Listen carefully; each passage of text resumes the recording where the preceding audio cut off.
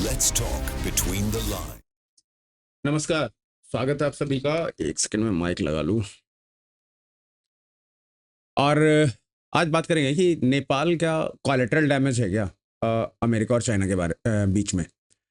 इसलिए क्योंकि पूरा जो भी अभी घटना हुई है नेपाल में या आस पड़ोस के देश में, इंडिया के, तो हमें एक चीज़ समझ में आता है। जैसे कि अगर पहले हो रहा था कि श्रीलंका, मालदीव्स या पाकिस्तान, ये अगर चाइना के गोद में जाके बैठ रहे थे या चाइना इनके लिए कुछ कर रहा था या उनके लॉबी में थे, तब हमें इस टाइप की चीज़ें नहीं दिखती थी। हमें दिखती थी बट अलग चीज़ें दिखती थी। जैसे वो हमारे देश से कोई ट्रेड या कुछ इस तरह की चीज़ें या हमारे अगेंस्ट में कुछ चीज़ें बोलना, यहाँ तक दिखती थी। यहाँ बिल्कुल जैसे बांग्लादेश, फिर इमरान खान वाली सरकार जब पाकिस्तान में थी, अभी श्रीलंका, उसके पहले और भी आसपास इंडोनेशिया वगैरह वाला, हर जगह लगभग, ठीक है। तो इस वाले में दिखता है कि ये वायलेंस ये स्टार्ट होता है स्टूडेंट से या फिर उनसे कम उम्र के लोगों से, लाइक जेनजी जनरेशन जो भी नाम दिया गया है। और भी चीज़ें हैं जिसको देखते देखते इस तरह से बढ़ना, क्योंकि जिस तरीके से जो जेनजी प्रोटेस्टर थे, अब वो जिस तरीके से प्रोटेस्ट कर रहे हैं वो बिल्कुल अलग है। आप देख के पहचान जाओगे कि अच्छा ये जेनजी लोग हैं। हाथ में अपने झंडा, तख्ता, पोस्टर ये सब लिए हुए, एक हाथ में मोबाइल, ऐसे चलते हैं वो।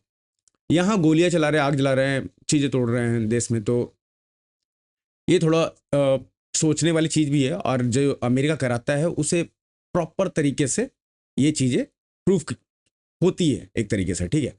तो अभी चाइना और अमेरिका जो क्लास चल रहा है, एशियो मीटिंग, अभी ब्रिक्स स्टार्ट होगा या RIC हो, तो इन सब के बीच में जो ये सारी चीज़ चल रही है, तो उसमें एक हमें मैसेज दिया गया था पहले भी कि जब अमेरिका ट्राई कर चुका था कि हमारे यहाँ रेजिम चेंज या फिर जो भी है अनरेस्ट एक पैदा किया जाए, और वो नहीं हुआ, ठीक है, वो नहीं हुआ। तो फिर जो हमारे यहाँ पहले स्टार्ट हुआ, फिर नहीं हुआ, तो फिर बांग्लादेश में वो जो उन्होंने करा रेजिम चेंज, तो उन्होंने बेसिकली एक मैसेज दिया था हमें कि देखो भाई, तुम अगर सोच रहे हो तुम बच गए हो तो नहीं, हम तुम्हारे आस पड़ोस कुछ भी शांत नहीं रहने देंगे। जबकि जब चाइना ऐसा कुछ इन्वॉल्वमेंट होता है किसी कंट्री में, हमारे आस पड़ोस में, पड़ोसी देश में, तो चाइना वहाँ बिल्ड करता है, ठीक है, चीज़ें डालता है, पैसे डालता है। उस कंट्री के लिए भी वो प्रॉब्लमैटिक होता है। होता तो यहाँ भी है कि दंगे वंगे हो गए, अब तो 5-6 साल लगेंगे भाई उसको नॉर्मल लेके आने में हर चीज़। तो जब चाइना करता है तो उसका उस देश में वो सीधे से दिखता है कि भाई इतना कर्ज हो गया है, अब कुछ दिन के बाद चाइना का टट्टू हो जाएगा। जैसे पाकिस्तान, ठीक है, पाकिस्तान तो हद बेशर्म है, तो वो US भी भाग जाता है, US से भी पैसे ले रखे उसने। दोनों में डिफरेंस ऐसा कुछ है अभी तक, ठीक है। जो अमेरिका वाला पार्ट है वो अभी फिर से एक वार्निंग जैसा ही है अगर देखा जाए तो, जो पहले हमने देखा था। वार्निंग ये है, जैसे बांग्लादेश हुआ था तो मणिपुर हमारे यहाँ शुरू हो गया था, ठीक है, या उससे पहले थोड़े ही आसपास में था। तो जब ये सब हो रहा था तो मणिपुर या बांग्लादेश, अलग अलग और जगह, हमारा इंटरनल जो ऑपरेशन चल रहा है उग्रवादियों को साफ करने का, जो उग्रवाद फैलाते हैं भारत में, वो लगभग मतलब 0 पे आने वाला है। बहुत कम जगह बचे हुए हैं। पहले बहुत थे, 4-5 हज़ार का कुछ डिस्ट्रिक्ट का नंबर था, अब कुछ पता नहीं 20 में अभी तक मार्क किया गया था और उसमें 7-8 में कुछ ऐसे बचे हुए थे। तो बहुत ज़्यादा उस पर भी होल्ड किया गया। हमारा जो बॉर्डर सिक्योरिटी है उस पर भी बहुत अच्छे काम हो रहे हैं। फेंसिंग वगैरह सब कुछ स्टार्ट हो चुका था, ऑलमोस्ट कंप्लीट था हर तरफ से। देखते हैं, क्योंकि हर टेरेन में फेंसिंग करना पॉसिबल भी नहीं है, तो कहाँ तक होता है, क्या क्या चीज़ें आती है, उसका जब डेवलपमेंट उस पर आएगा या कुछ भी चीज़ें आती है तो उस पर भी बात करेंगे हम। वो हो गया। अब आता है पॉलिटिकल सिक्योरिटी, कि पॉलिटिक्स जो सरकार यहाँ चलनी चाहिए, उस तरह की जो देश के लिए काम करे, उस तरह की सरकार अगर चल रही है जो अपने देश के लिए ऐसा समझो स्टैंड ले ये सब, तो उसको कैसे डिस्टेबलाइज किया जाए। हमारे कहने, हमारा रिमोट एक गवर्नमेंट होना चाहिए कि हम जो बोले वो करे। हम बोले कि चाइना से लड़ो तो चाइना से लड़ जाए। अभी तक हम किसी के भी वॉर में उतरते नहीं, हम कहते नहीं भाई वो उनका वॉर है, हम दूसरे के वॉर में नहीं उतरते। और हम हमेशा दूसरे को भी मना करते हैं कि तुम हमारे ये जो भी टॉक है, जो भी हमारा डिस्प्यूट है, ये बायलैटरल है, इसमें तुम बताओ, ठीक है। जबकि हाँ, हमारे जो मित्र कंट्रीज हैं वो हमेशा, जो अब दोस्त हैं जैसे रसिया, इजराइल, ये सारे हमारे साथ all weather friendship friend country है तो हमेशा खड़े रहते हैं उसमें, हमें उनके लिए भी खड़े रहते हैं, ठीक है। अब ये इसराइल के लिए भी आपने देखा, या रसिया के लिए आप देख ही रहे हो।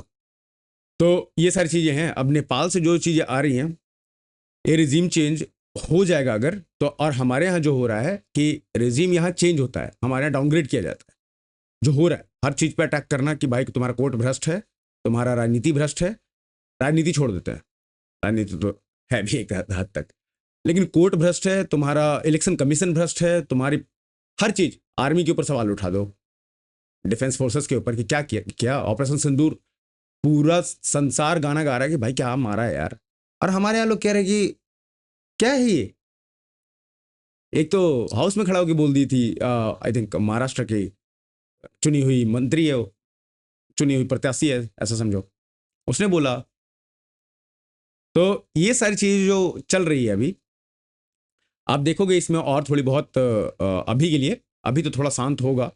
एक तो हमारा कि यूएस के साथ ट्रेड डील चल रहा है, और दूसरा कि जो भी ये सारी चीज़ें होनी थी हमें पता है, तो अब इसको हम टैकल करेंगे। हमारे इंटरनली भी जो चीज़ें ऐसी हो रही है कि बैठ के न्यूज़ चैनल पे या फिर अपना यूट्यूब चैनल स्टार्ट करके और उस पर एक धड़ल्ले से अपना अलग ही नैरेटिव बना के चला रहे हैं।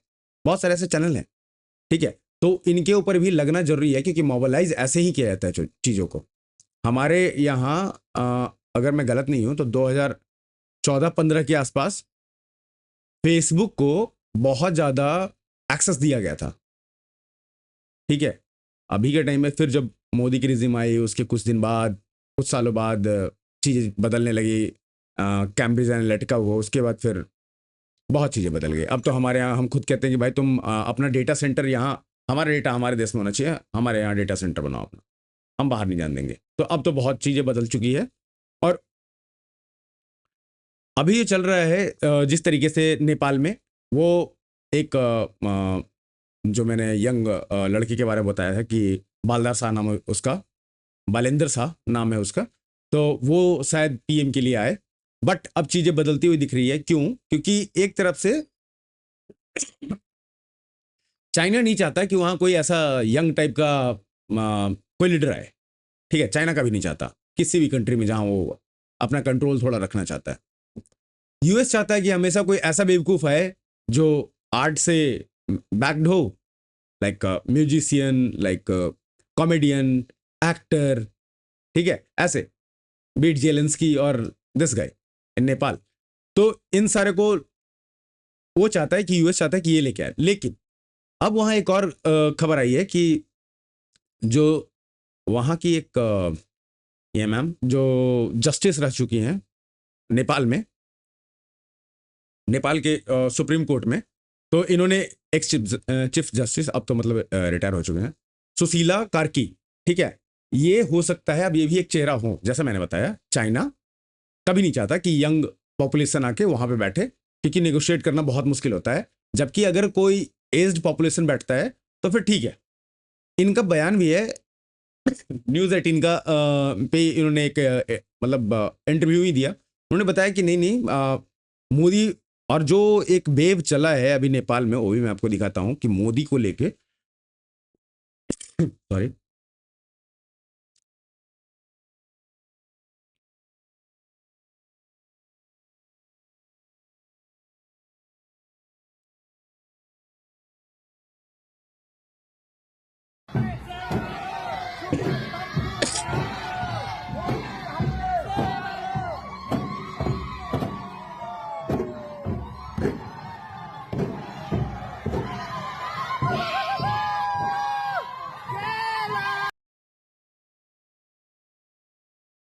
अब देखो ये जहाँ तक अभी तक लग रहा है कि ये अभी का वीडियो है या पहला का वीडियो है, मैं कंफर्म नहीं कर सकता।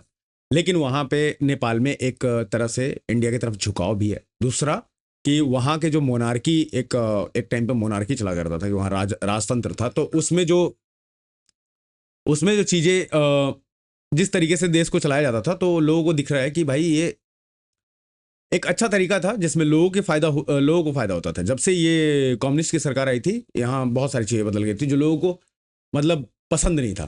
तो अब मोनार्की वाले तरफ एक झुकाव है, जो मैंने आपको पिछले वीडियो में बताया था कि जो आर्मी चीफ है वहाँ के, उनके पीछे जो सबसे पहले मोनार्क किंग थे, उनका फोटो लगा के उन्होंने बताया था कि भाई अब ये सब बंद करो, तो वो भी एक सिग्नल टाइप का ही होता है था। और दूसरा कि अब जो ये लेडी आ रही है chief justice, ex chief justice of Nepal, तो इन्होंने इनका भी जो झुकाव है वो यही है कि भाई जो हमारा स्वधर्म है, जो हम चीज़ों को मानते हैं, जो हमारी वैल्यूज़ है, हम उस पर रहें, हमें कोई कम्युनिस्ट ये सब नहीं चाहिए। और जो वहाँ के जो भी नेपो कीड और ये सब जो चल रहा था, जो नेपाल में जिस चीज़ से स्टार्ट हुई कि भाई वहाँ के जो राजतंत्र खत्म हुआ, वहाँ पे नेपोटिज्म खत्म हो जाना चाहिए था, लेकिन जब एक डेमोक्रेसी काइंड ऑफ सिस्टम भी आया तो वहाँ भी नेपोटिज्म आते ही रहे कि उन मंत्रियों के बेटे बाहर जा रहे हैं, पढ़ रहे हैं, वहाँ ये शादियाँ कर रहे हैं या फिर पार्टी कर रहे हैं फॉरेन में, उसके ऊपर लोग चिढ़ रहे हैं कि अरे यार ये क्या हमारे देश में काम करने को नहीं और तुम बाहर घूम रहे हो। तो ये भी एक चीज़ है जिससे फ्यूल अप हुआ और उसके बाद उन्होंने प्रोटेस्ट किया, फिर बाकी दूसरों ने हाईजैक कर लिया प्रोटेस्ट को, और अभी ये इनका कहना है कि हम इंडिया के साथ हमारा ज़्यादा अच्छा रहेगा और हम बनना चाहते हैं। इन्होंने न्यूज़ 18 पे इंटरव्यू भी दिया है, जो मैं दिखा नहीं सकता। मैं मोदी जी को नमस्कार करती हूँ, आई have a good impression of him, ठीक है, पॉजिटिव साइंस इसमें आ रहे हैं जो इन्होंने बताया है। ये पढ़ी लिखी हैं BHU से, बनारस हिंदू यूनिवर्सिटी से, और जो वो आई थिंक वो कर्नाटका से पढ़ा हुआ है, वो भी इंडिया से पढ़ा है, बट हाँ ये BHU से पढ़ी है। और ये कहती है कि इंडिया एंड नेपाली दोनों जो है एक अलग तरह के कनेक्शन से जुड़े हुए हैं, ठीक है, are not bound only by government, people share good relation, I greet Modi ji with respect, ठीक है। तो ये सारी चीज़ें कि जो मैं कह रहा था कि हमारे और नेपाल में एक रीज़न, बस अलग रीज़न है, बाकी हमारे यहाँ से कल्चरल रिलेशंस, अलग अलग चीज़ें हम दोनों कंट्री शेयर करते हैं, ठीक है, बिलीफ, बहुत सारी चीज़ें, ठीक है। तो उसमें ये भी उसका सपोर्ट कर रही हैं अभी, और इन्होंने मैं इसलिए वीडियो नहीं चला सकता क्योंकि उस पर कॉपीराइट आ सकता है। I have a good impression of Modi ji, Indians treat me as a sister, ठीक है। ये तो भाई नेपाली लोगों को यहाँ प्रॉब्लम नहीं होना चाहिए, और बीच में 1-2 यूनिवर्सिटी में जो नेपाली स्टूडेंट आए थे उसके सपोर्ट में, मतलब जो उनके साथ गलत हुआ, नेपालियों के साथ जो गलत हुआ, तो उनके साथ खड़े हो गए यहाँ के लोग, बीट सोशल मीडिया या फिर एक्शन लेने की बात हो। और आई थिंक उड़ीसा का यूनिवर्सिटी था या कॉलेज था, उसमें एक्शन लिया गया था, गवर्नमेंट को बताया गया इंडियन लोगों के द्वारा। तो ये सारी चीज़ें हैं कि हम लोग रिस्पेक्ट करते हैं, और हम सेम वहाँ से भी ऐसा समझो कि चाहते हैं कि हमें भी रिस्पेक्ट मिले। और ये चीज़ें जब KP शर्मा ओली थे तो एक तरीके से वो चीज़ उस चीज़ में, उस लाइन में एक थोड़ा बहुत खींचातानी चल रही थी।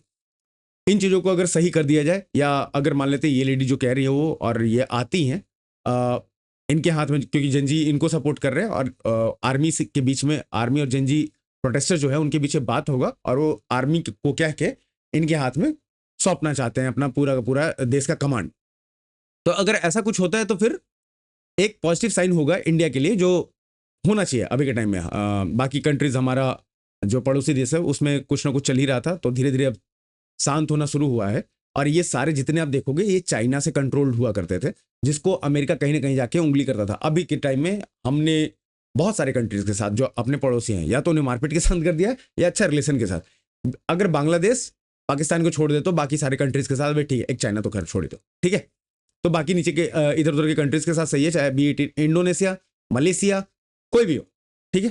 तो ये सारी चीज़ें अभी डेवलप हुई है। अब एक फॉरेनर आया है नेपाल में, और वो कुछ इस हाल में दिख रहा है। I cannot believe my eyes right now. The whole of Parliament is on fire. People are dancing.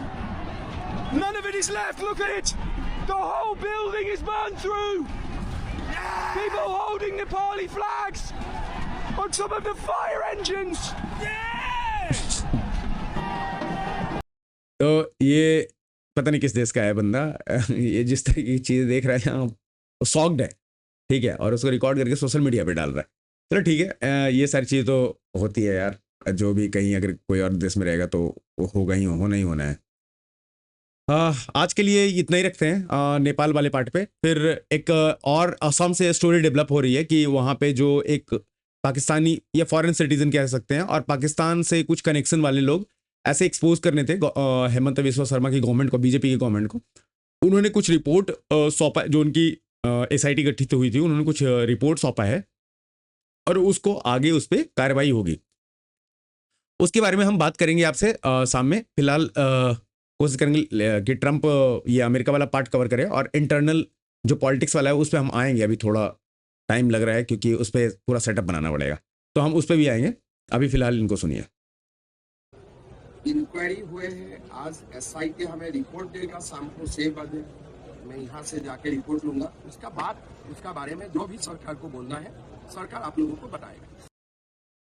तो SIT ने जो रिपोर्ट देना था वो SIT ने दे दिया है। इनका फोटो भी आ गया था, इन्होंने खुद पोस्ट किया। और SIT की रिपोर्ट के बाद अब इस पर जो भी चीज़ें आगे कार्रवाई करनी है या पब्लिकली रखना है, ये सारी चीज़ें ये करेंगे, ठीक है। उसमें देखना होगा क्या क्या खुलासे होते हैं और अगर ऐसा होता तो बहुत बड़ा चेंज आ सकता है। तो लेट्स सी, जैसे जैसे स्टोरी डेवलप होगा हम आएंगे लेके। देखते रहिए हमारे चैनल को, सपोर्ट कीजिए हमारे चैनल को और शेयर कीजिए वीडियो को, लाइक कीजिए वीडियो को, सब्सक्राइब कीजिए चैनल को। मिलते हैं अगले वीडियो में, तब तक के लिए राम राम, जय हिंद, जय भारत।